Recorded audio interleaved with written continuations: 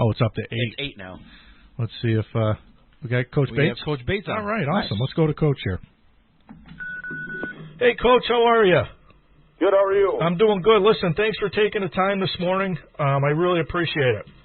Thank you for having me on. I appreciate that as well. No problem. So, Coach, talk to us. What's it like to be getting ready in the springtime? For me personally, it's going to be a juggle this spring. I coach varsity baseball as well, and so it's kind of a balance trying to find. I really am glad for the kids that, especially the seniors, that we're getting, a few football games in, but it's obviously very different than what I'm used to my whole life. Playing springtime's baseball and fall-time's football, but this is definitely a different time. So, Coach, did they extend the actual true spring season for baseball? Are you guys going to be playing baseball longer or no? We actually are. We're going into June a little bit, which we normally are.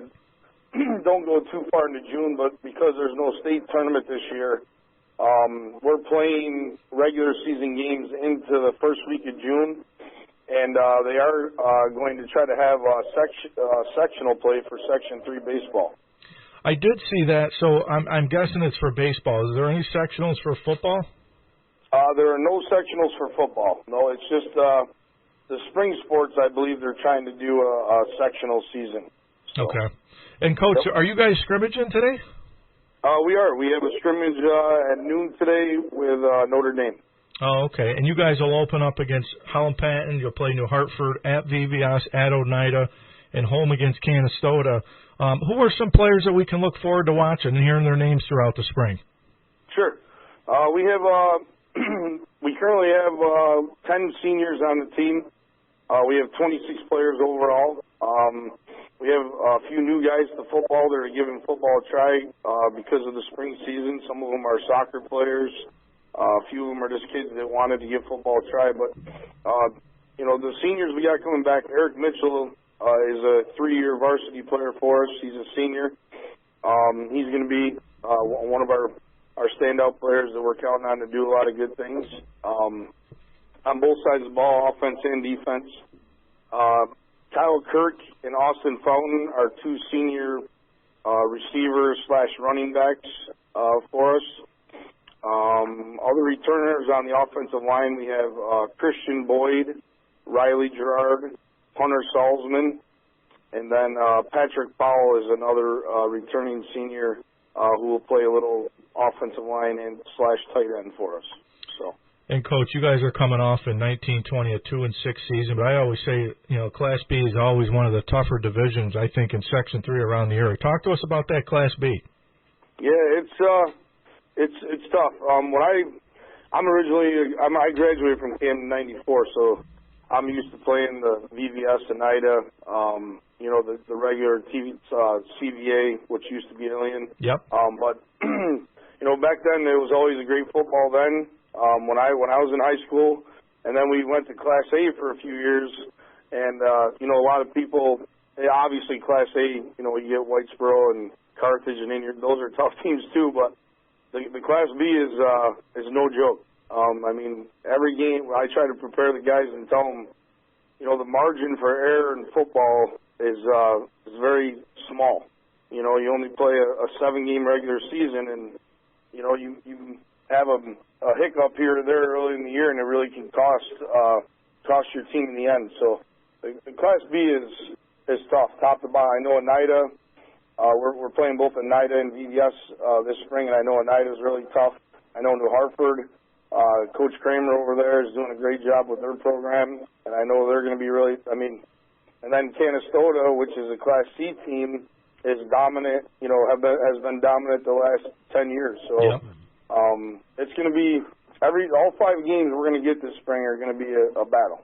And Coach, I'm just trying to prepare our guys for that. And Coach, what's the mood of the players? The overall mood of the players happy to be back playing some football. Is there any challenge with no sectionals? Because obviously, as a coach, your job is to prepare these kids week in and week out with a chance to make sectionals.